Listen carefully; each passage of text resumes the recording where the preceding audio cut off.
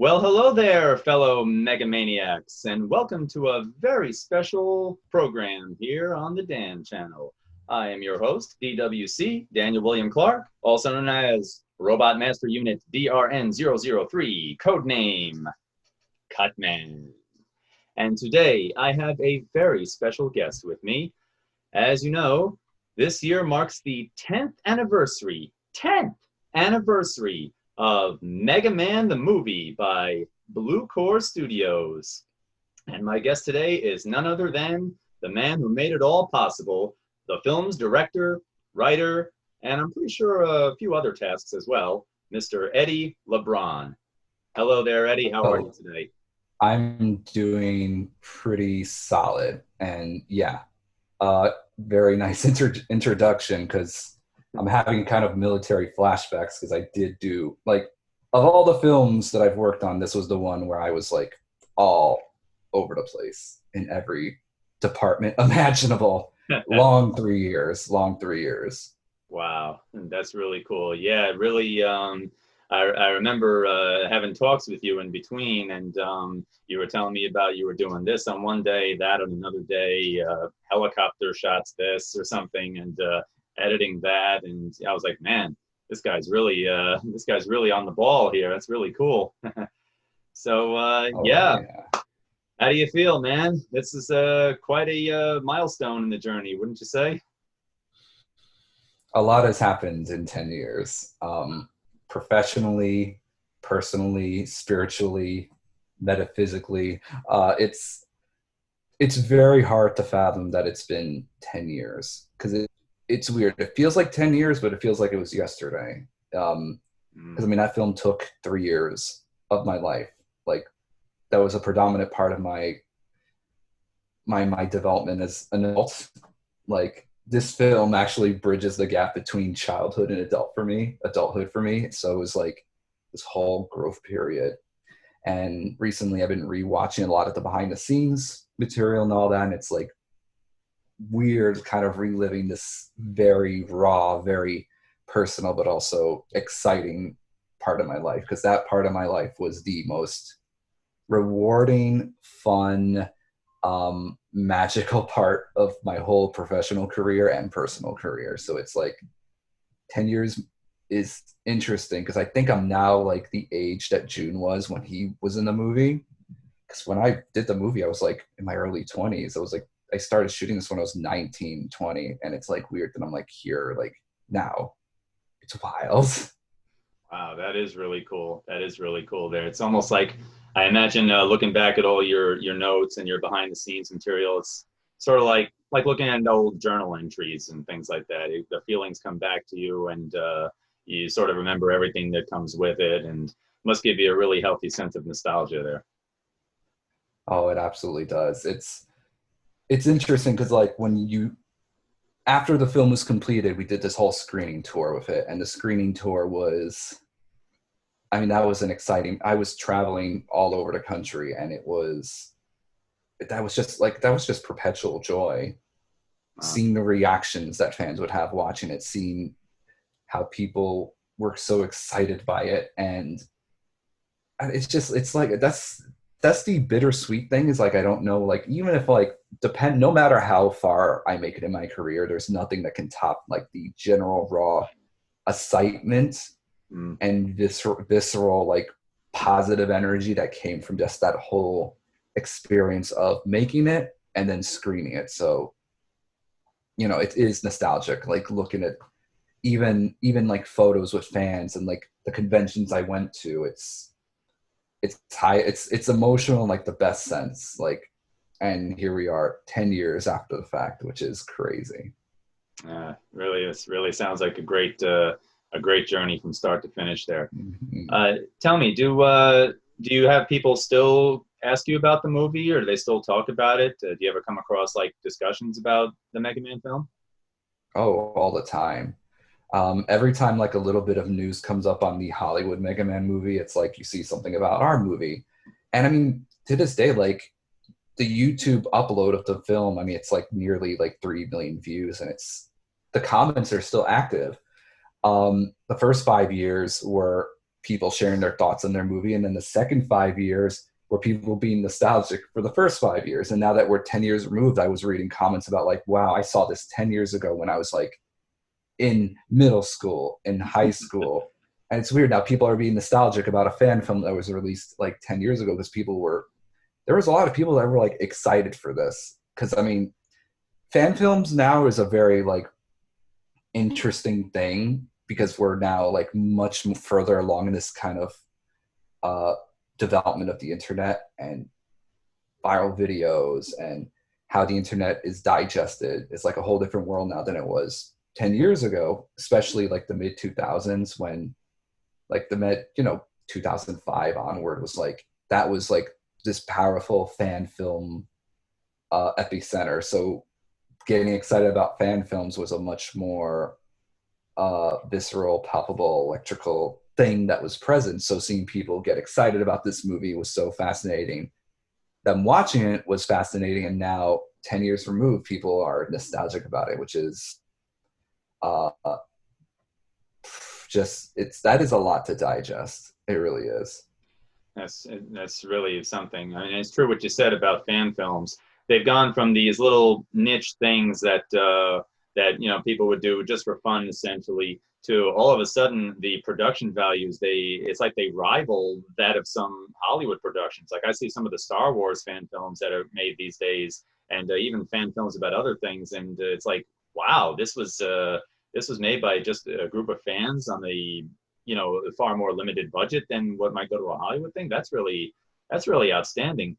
In fact, in that period that you just described, like the mid 2000s, I believe that was probably about the first time that I first became aware of fan films as well. And I think one of the earlier fan films was made by someone who's actually a mutual friend of ours, Scott Douglas, who had worked for a Braxton Film during the time, and he had Yeah. done a couple of Ghostbusters fan films. And I'm watching this, and like, I don't remember these films, these Ghostbuster films coming out. And then I find out that about the concept of fan films. I'm like, huh? Like, wow, oh man, that's spectacular right there. So yeah, there really are a lot more possibilities out there, and I think you kind of came up at the right time. Just as it was really everything was just starting to click for a fan filmmaker, or even somebody on like the up and coming side of things. I think the timing was just really, really good for you there. I think you made it work very well.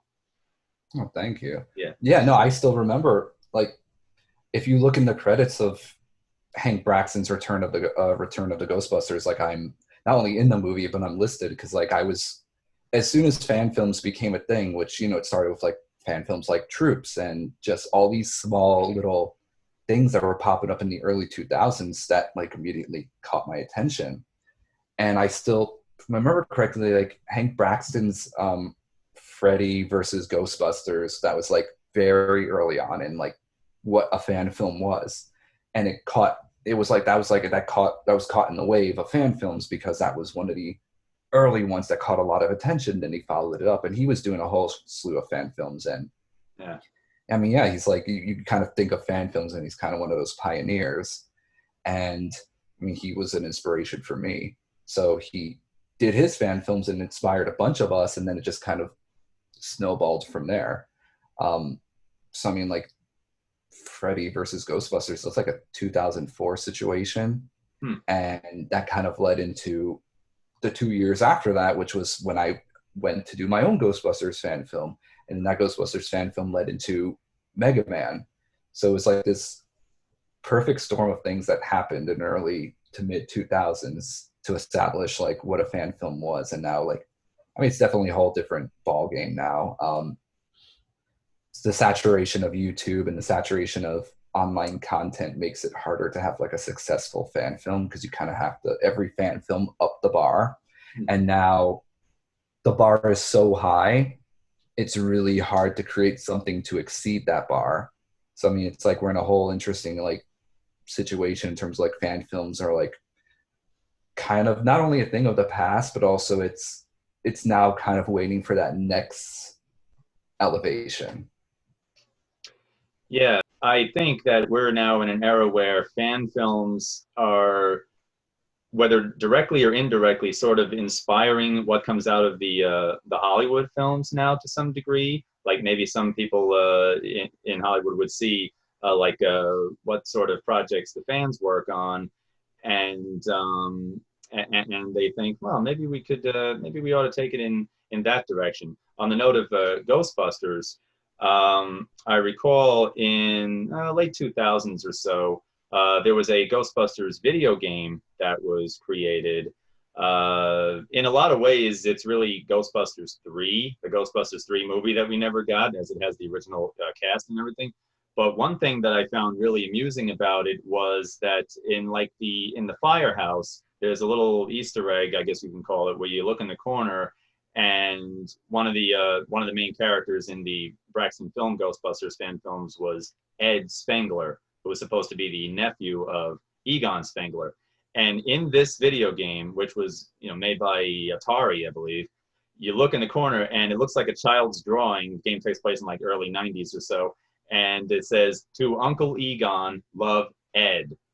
So I was like, wow, a fan production broke its way into the mainstream version of the property. That is so cool. That is like a big stamp of validation right there, if you ask me. So there's, yeah, it's no longer the type of thing that the big productions would look at and say, they would look at a fan film and be like, that's cute, and then they just put it aside. No, they would actually take a look at it and be like, wow, that's pretty impressive. Speaking of stamps of approval there, when the word was getting around about the MegaMan film, did Capcom happen to get wind of the project? Yeah, a few individuals, like community managers and people within Capcom, like reached out, and they were excited by it. It was That's the thing. It's so interesting because I feel like I was kind of embraced by the whole like online Capcom community. No one gave me trouble. No one gave me issues. I got one or two or three emails from like representatives within Capcom, just, casual individuals that were just like, fan film, do what you do. This is great. Keep at it. Um, I mean, that's the one thing that I kind of wish about Mega Man more than anything is that I wish I would have heard or gotten something from the creator of Mega Man, Mm. because that's like the feather in the cap of my Sonic fan film is, you know the lead creative mind behind Sonic actually posted on Facebook about our movie saying this is amazing, and up until a year ago, like he still posted about our movie in terms of like when stuff was revealed about the current Sonic movie, the Hollywood Sonic movie, he made a statement being like, this is how it's done over here. And I thought that was super cool, but I kind of wanted it more with the Mega Man movie, because Mega Man is like, that's like my top tier property. Um, that being said, I still like that a lot of the Capcom community was embracing it. So um, I mean, it's interesting because like it was embraced by them, Yeah. but also it was so early on in my career that I was just kind of like still absorbing a lot of like, do people like this? Do people really like this? Does Capcom really like this? So Sonic was an elevation, but I felt like there was an embrace with the Mega Man movie. Well, there you go. And yeah, as you just said, the Mega Man and Ghostbusters fan film there weren't your only fan films because Sonic. Well, was there anything between Mega Man and Sonic? It was Mega Man. I did a Street Fighter fan film, a very short one in between. Then I Uh, went on to Sonic, and then after that, I did a Five Nights at Freddy's Ghostbuster crossover, and wow. that might be the last fan film I've done. Like I've considered doing a Mega Man viral trailer, but like that goes back to the whole discussion of like elevating the bar. I would not feel comfortable doing it unless I know like I could post it online and people would get confused as if this was a Hollywood level production. So that's like, I would need to be in the right state of mind in all facets of like my career in order to make that like justifiable. Oh, okay. There you go. So yeah, between all those between all those fan films there, do you think it might be at some point we might see the birth of a Blue Core Studios cinematic universe, perhaps? I feel like we already have one. Because we used to release these postcards that were pretty much a Sonic Mega Man crossover, which was something we kind of entertained for a while Hmm. because we just thought that was like just so funny. Like, I mean, you can look like I have a Sonic Mega Man crossover right behind me.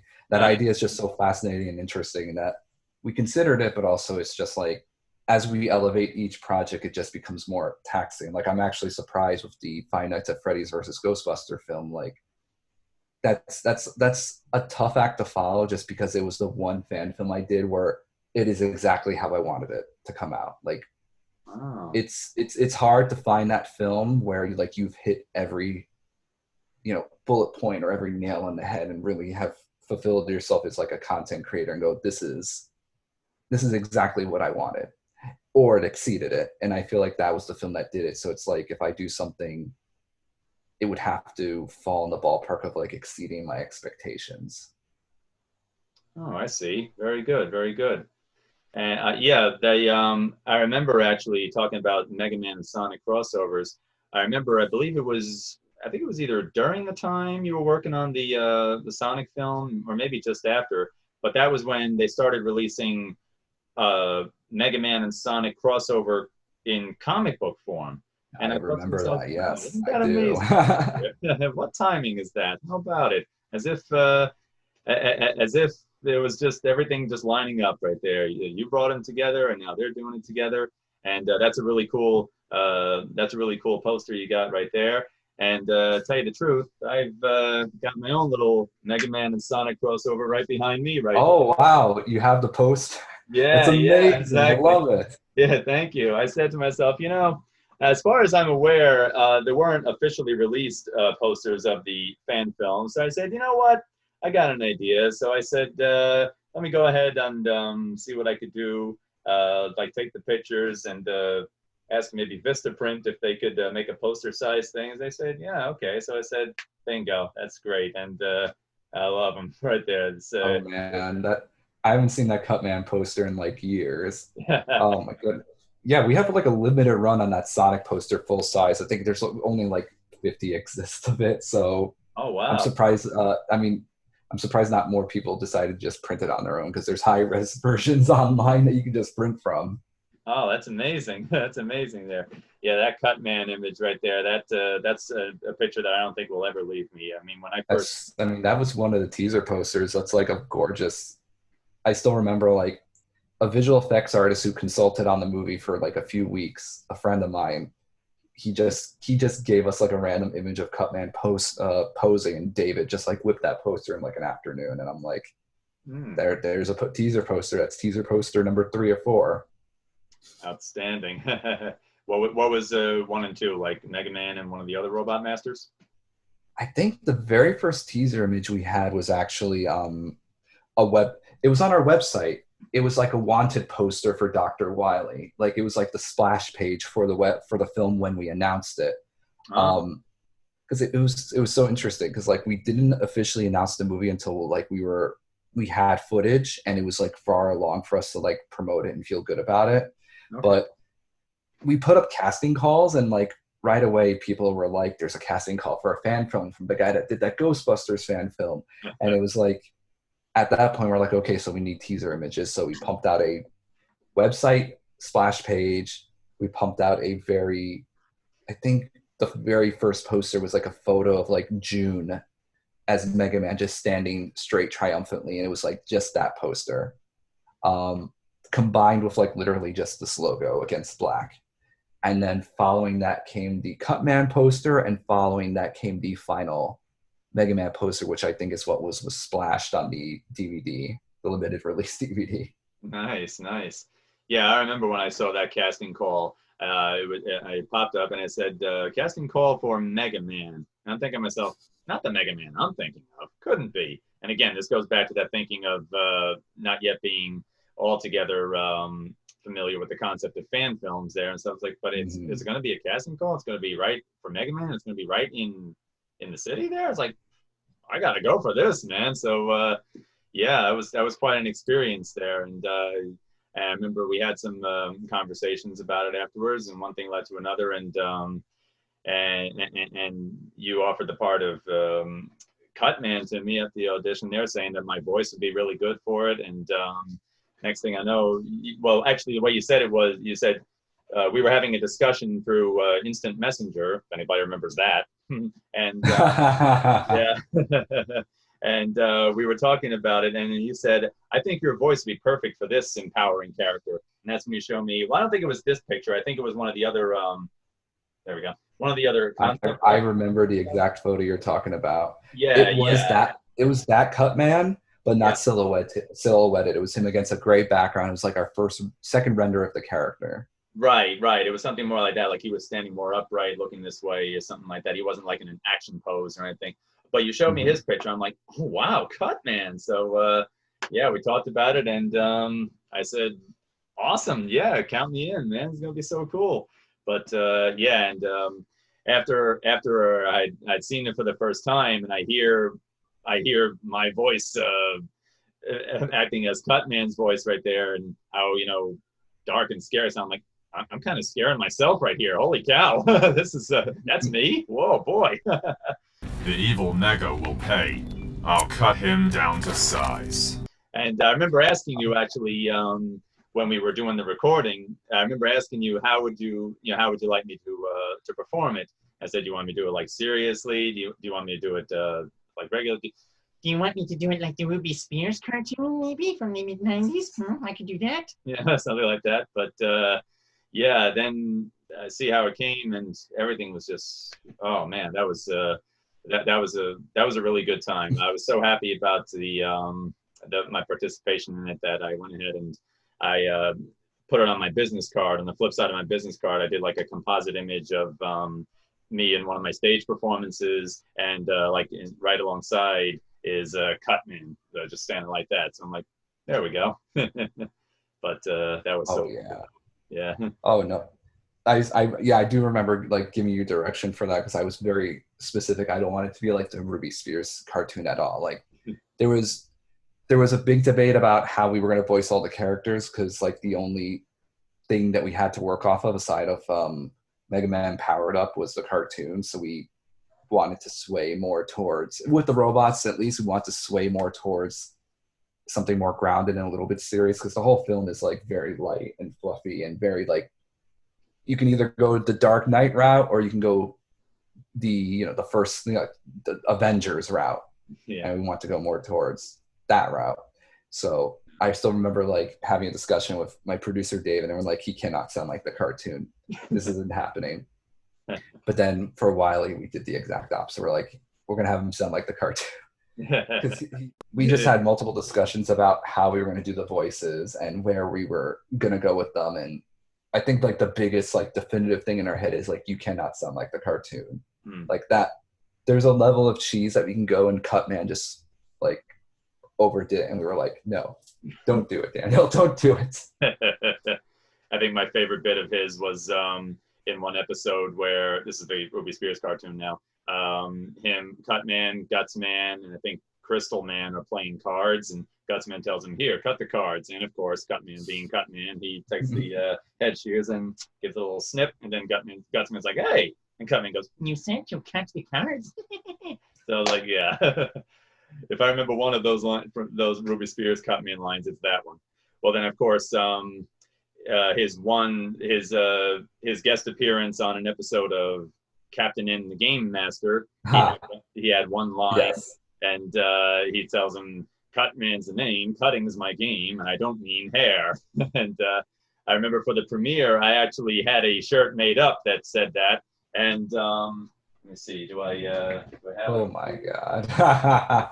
I want to see this if you have it. Okay, yeah, here it is. This is the shirt that I wore to the MegaMan premiere. It's let's see if I can get it. Oh, that is amazing. I said, Cutman's the name, cut's my game, and I don't mean hair. It was his one line from his appearance on Captain N, and I said, that's what That's I'm magical. That is so.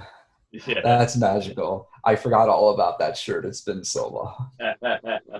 Yeah, it was really fun. It made it all the more enjoyable there. Um, let me see here. Let me see if there's here. Um, Shifting gears just a little bit here. Um, During the time that you were making the Mega Man film, I remember taking a look back at some of the other films that you had done up to that point, and one of the recurring elements that I had noticed was that you seem to have a fascination for Asian cinema. Uh, Mm. could you tell me a little bit about that, please? Oh yeah. It was an interesting period in my filmmaking because I was discovering my filmmaking voice, and I started gravitating to, like, I grew up on the basics of Ghostbusters and Back to the Future and like all of the namesakes of like the important elements of like pop culture within American cinema. And in the early 2000s, I started diversifying a bit, and then 2005 onward is when I started getting to the whole pop culture of Japanese, media, anime, cinema, television. Because this before I went to film school, I spent 2 years at a computer arts school, and everyone had such an eclectic, different taste than what I was used to living in like upstate New York, coming closer to the city. It was like being exposed to all these things. And then I started getting more exposed to anime. And then anime led to live action Japanese cinema. And then Japanese cinema led to um, everything else in terms of like Chinese cinema and every other element, like Hong Kong cinema, like Police Story with Jackie Chan. And it was just this whole snowball of like, this became like my obsession because like it was so much more to my liking. It was so much of a different taste and a different approach to cinema than American cinema. And I was like, this is everything. And I had a few friends who were also into the same thing. And then it's just like I met June on my Ghostbusters fan film, June Naito, who plays Mega Man, and he introduced me to a bunch of his friends. And next thing I know, I was becoming more antiquated and much more like familiar with like I became much more familiar with like the Asian filmmaking scene of New York, and I was meeting all these amazing creative individuals.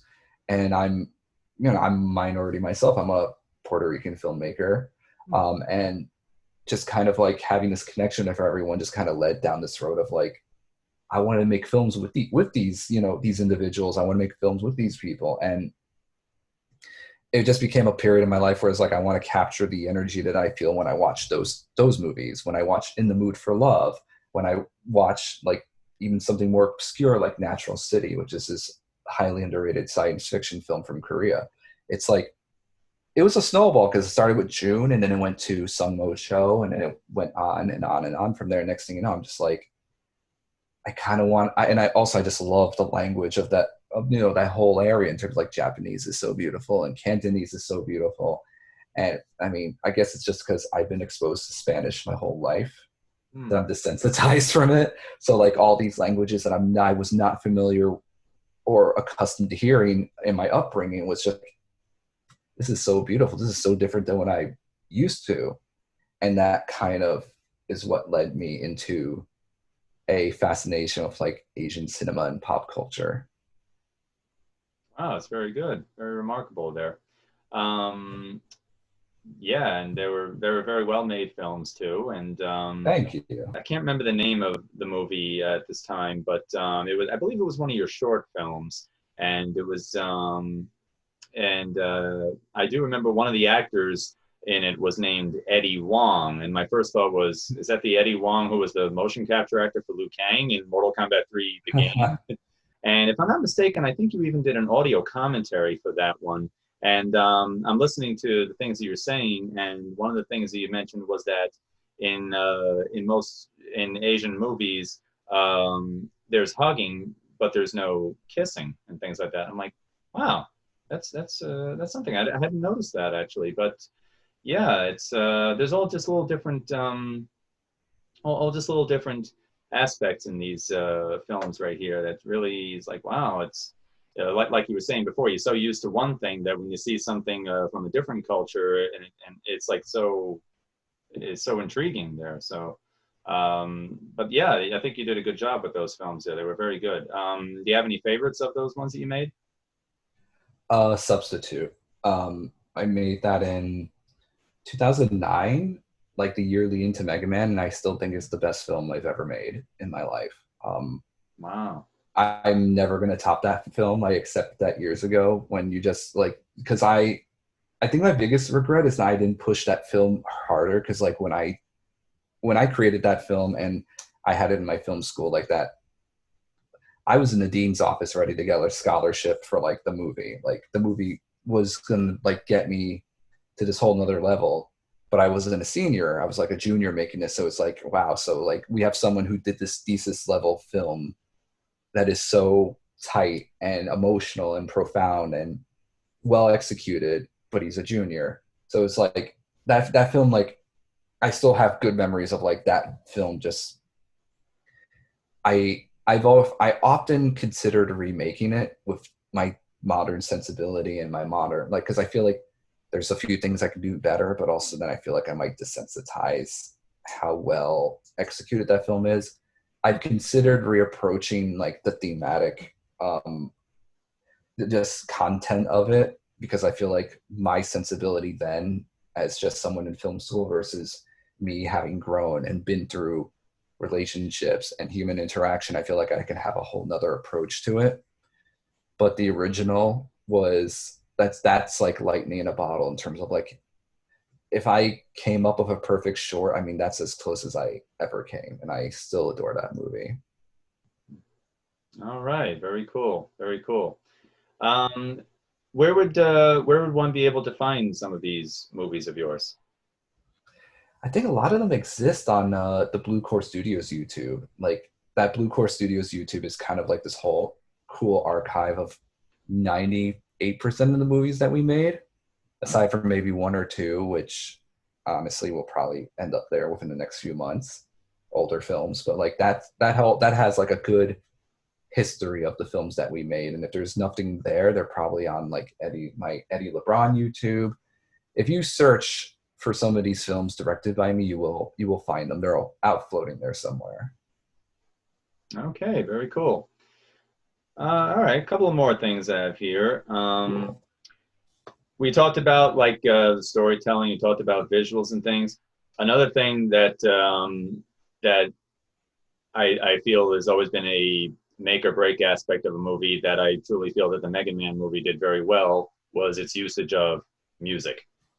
The music in the Mega Man Oh, film was just outstanding there. I loved how, you took all the classic cues, all the classic themes, and gave them a more orchestral sound there. And I got to be honest with you, Dr. Wily's Skull Castle theme with lyrics is quite oh, possibly, no, it is one of the greatest things that I have ever heard in my life right there. As soon as I heard a vocal track on top of the familiar Dr. Wily theme, I was like, genius.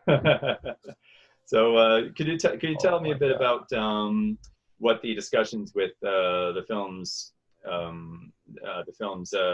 musicians were like? composer, yeah. Composer. Oh, I will stand by that. I think the Mega Man fan film score is the best fan film score ever produced for any fan film. Period. It is. Um, I'll drink to it that. is a Yeah, it's a tough act to follow in terms of like you can listen to it on its own. It elevates the movie tremendously. Uh, and the score was done in like 2.5 weeks, which is like the most miraculous thing. I had this feature before Mega Man called Clear, and the composer on that was initially going to be the composer for Mega Man.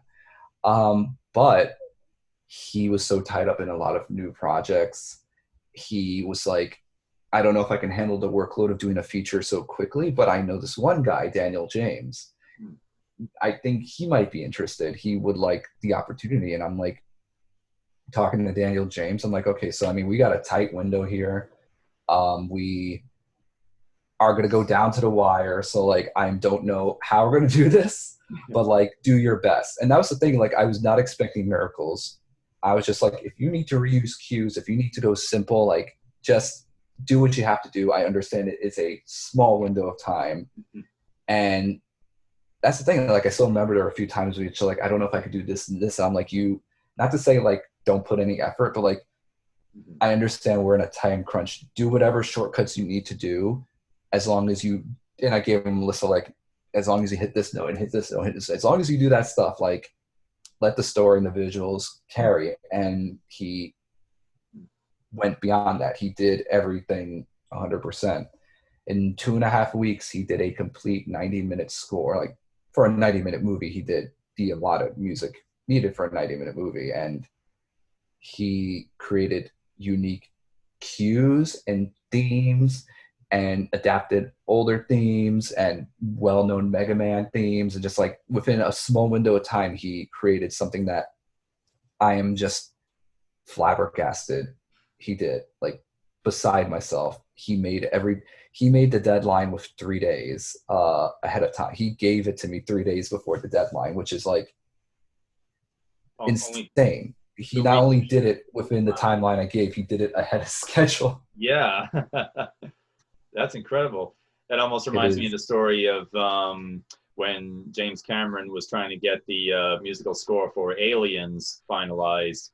And I'm not sure if it was the whole score had to be done yet, or certain pieces of music for certain scenes had to be done. But the composer only had like a very small window of time. And what he came up with, I think it was for like one of the final shots of the ship escaping the planet before it blew, ended up becoming very memorable. So I guess it truly is possible to come up with something fantastic, even when you're pressed for time there. But 2 weeks, and with only 2 weeks, a score for a 90-minute film, and he submitted it to you with 3 days to spare. That is incredible.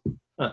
It is. It's insane. Like, the score, you cannot tell. You just it feels like a much more produced, much more fleshed out score, and he did that on his own.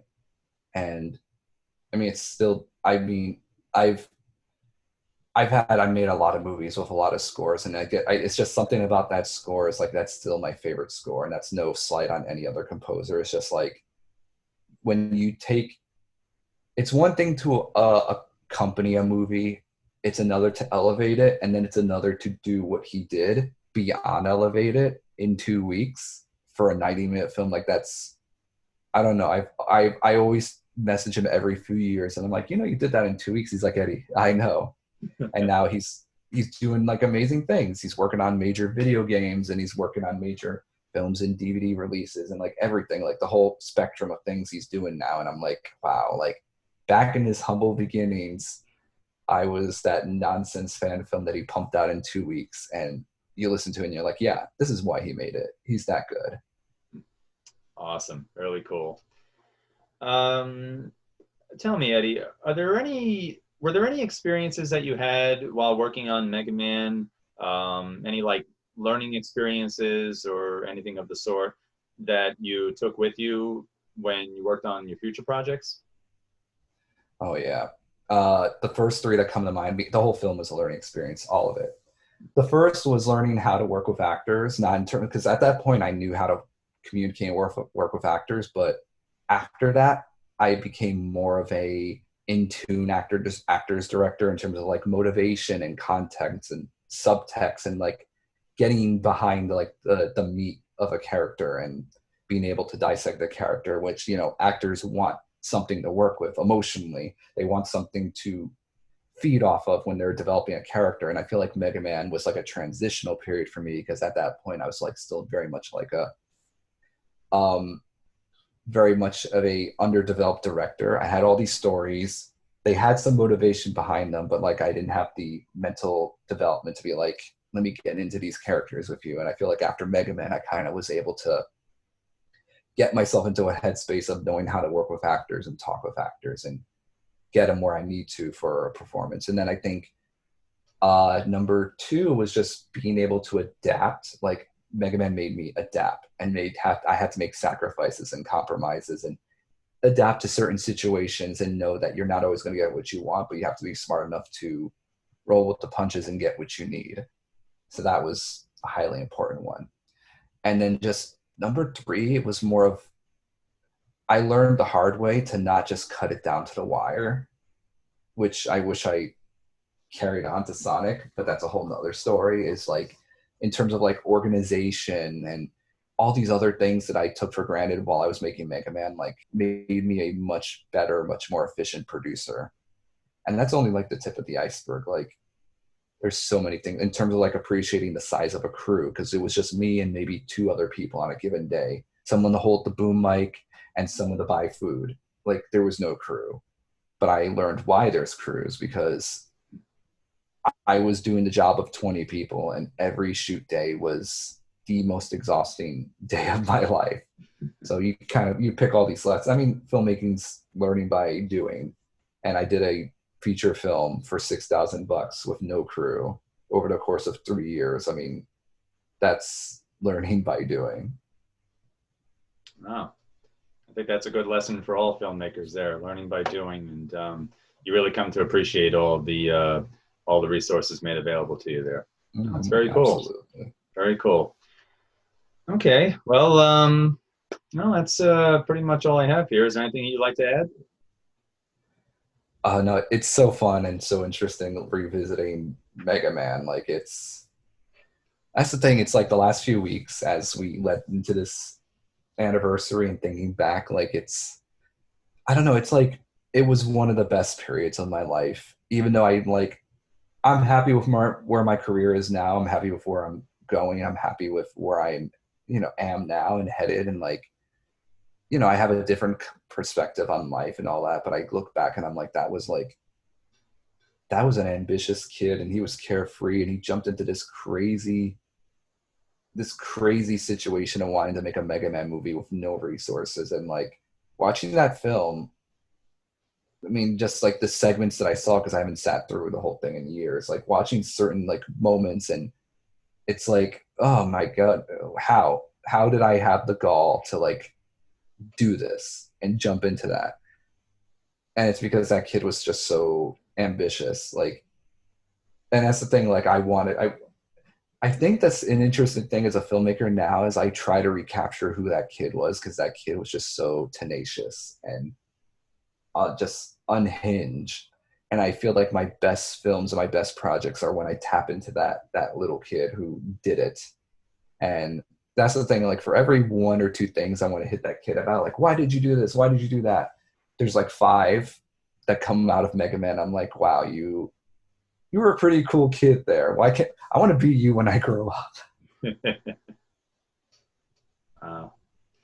Well, I'm sure we're all very glad that you took that journey, and I know it was certainly an honor to be on that journey with you. I And appreciate that. yeah, I think you've really done a wonderful service for the world of fan films, and um, Mega Man. Mega Man really was a game changer. I truly feel, as far as fan films go, and I'm certainly very happy for you. I'm glad that it's opened all kinds of doors, and that it gave you a lot of positive experiences to reflect on. Oh, I really appreciate that. I mean, that stuff like that makes it worth it. So thank you for that. My pleasure, Eddie. You got it. All right. Well, thank you very much for doing this interview with me. I'm very happy that we got to spend this time together and reminisce about the days of 2000XX, as the series would say. Really was a wonderful time there, and I'm glad that the 10th anniversary is being celebrated. And yeah, this has been really cool. It was such a pleasure. Thank you. My pleasure there, Eddie. And thank all of you for tuning in to watch this interview. I hope that you enjoyed it just as well. And until we meet again, once again, I am DWC, Daniel William Clark. And in the words of Cutman, stay sharp.